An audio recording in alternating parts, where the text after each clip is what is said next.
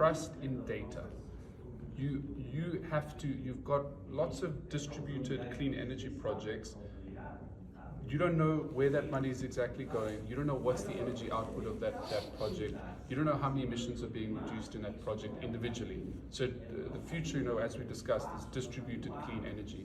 So, on the other hand, it's the banks don't want to fund a small project. So you just have to make sure you're tracking the energy data, you're certifying the quality of the project. So we've got what's called it's an ISO accredited standard, it's the Earth Standard, EARTA. So E is for energy efficiency, so that means solar in the sunniest regions.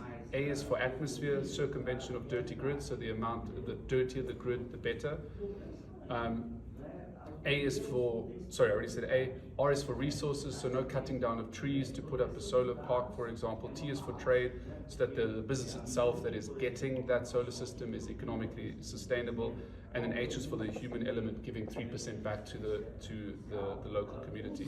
So all projects have to pass that standard. There's AI in the back end, taking that data that's provided, looking at all the data provided compared to our standard, saying what does it get, like a Michelin star rating out of 3 Earths, how good is this project. So you got the certification of the project, you got the measuring of all the energy data. With that you can spot with one system compared to a universe of data that's collected of that particular area, is the system potentially suboptimal?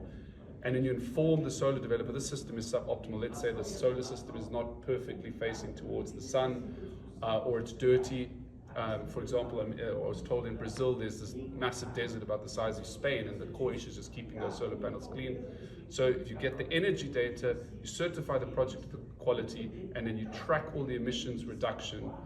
There's a methodology behind that, we're tracking all of that on blockchain. Now all of a sudden you've fully optimized this project. Now that's one project. You bundle all of those projects together using also the technology of blockchain, bundle all those projects together. Now you've got a big, fat, juicy project that's diversified, that's providing add-in insurance and hedging components, that's providing about 15% de-risk.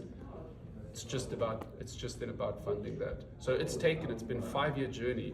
Now we're ready to launch this fund.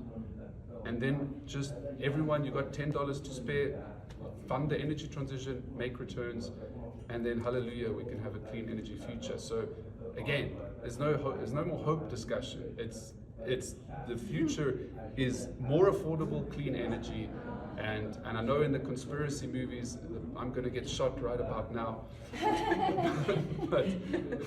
but really, like it's a force that can't be stopped. Like there's been massive increases of clean energy deployment. It's just we have to speed it up. We have to make it cleaner, faster.